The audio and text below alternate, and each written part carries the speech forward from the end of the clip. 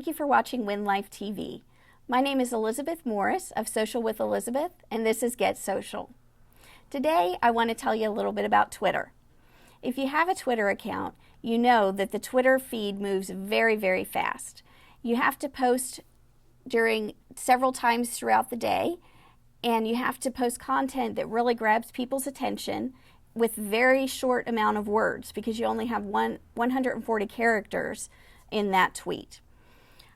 One of the best ways to use Twitter is to make sure you leave rooms in your tweet for your hashtags. On Twitter, you have to use hashtags. If you're not really comfortable with hashtags or don't understand what they are, the way I explain it pretty simply is think of it as a search feature. People who are interested in the same thing you are will be looking for hashtags and what other users use those hashtags. It's a good way to connect to other people in your industry with your same interests and goals. And it's also a good way for people that are searching for information on those hashtags to find you and your content.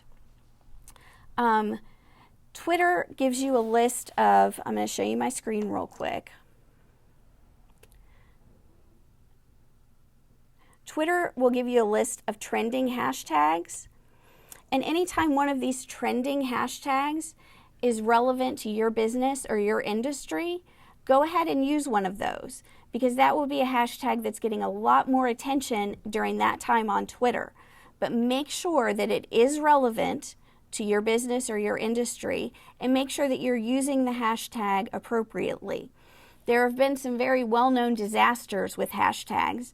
I believe Domino's Pizza is one, and I can think of a few others, where they didn't fully research what that hashtag was about before they jumped in and started using it, and they really embarrassed themselves and hurt and offended people because they didn't know what was really going on with that hashtag.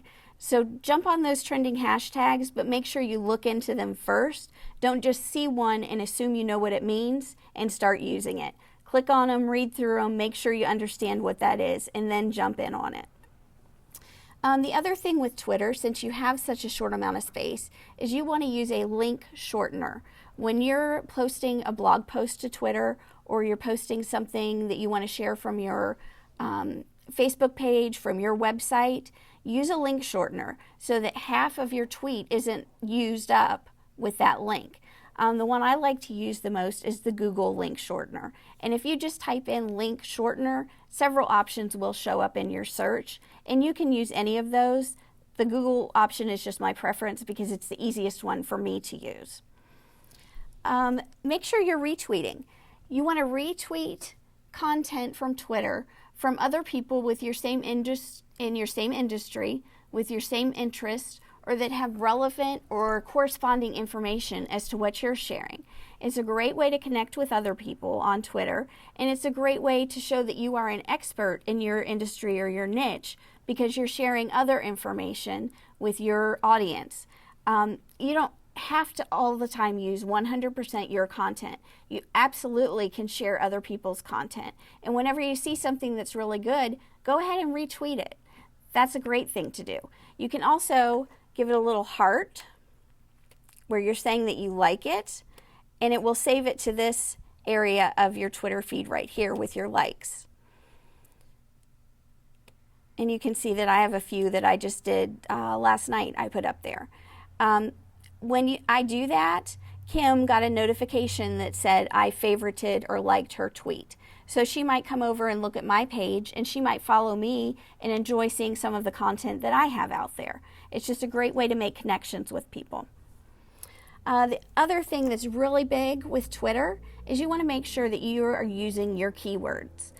You don't want to use them obnoxiously, but for example, most of my business pertains to social media.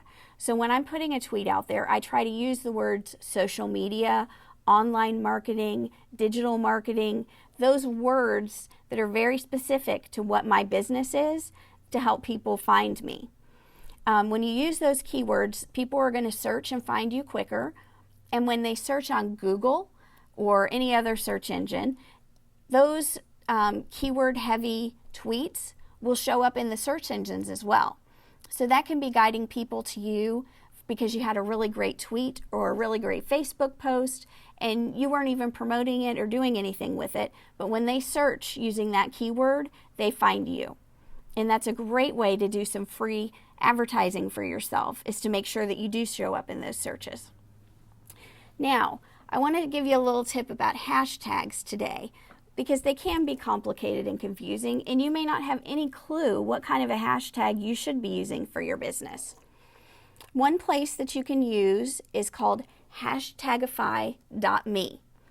This site is free. They do have premium services which will get you a lot more information. I just use the free services a lot. And what you can do is search a hashtag. So for me, I can type in social media, and you'll see their little chart here adjust itself. And I'm going to see, with the main hashtag of social media right there in the center, what other hashtags are people using with that go together well. So you can see the obvious ones: Facebook, Twitter, SMM is social media management, news, search engine optimization. Those are other hashtags that I might want to use. And it does give you some information about specifically what the hashtag is and if it's a popular hashtag or not. So a popularity of 81.7% means that that hashtag is used quite frequently, and that might be one that I want to jump on and use for my business as well. The other thing you can use this for is to connect with people who are influencers that are using that hashtag. For this one, Jeff Bullis I follow. Social Media Today. These are the top 6 Twitter accounts that are using those hashtags. And you can come over here and see how many followers they have. And you can decide if you want to connect with them or if they're posting things that are interesting to you. So you can go look them up on Twitter, research their content a little bit, see what hashtags they're using, what kind of content they're using them for, and decide if that's something you want to incorporate into your own plan for Twitter. That is pretty much all of the free information you can get there. And there are other services that provide this information as well. Hashtagify.me is the one that I think just does it very cleanly and easily without overwhelming you with too much information. Thank you for watching today. Thank you for watching WinLife TV, and please look on Mondays, Wednesdays, and Fridays for the newest editions of Get Social. If you have any social media questions, or you need a tip or a trick and you need to see how something is done, please send me an email at socialwithelizabeth@gmail.com. I would love to answer your questions for you.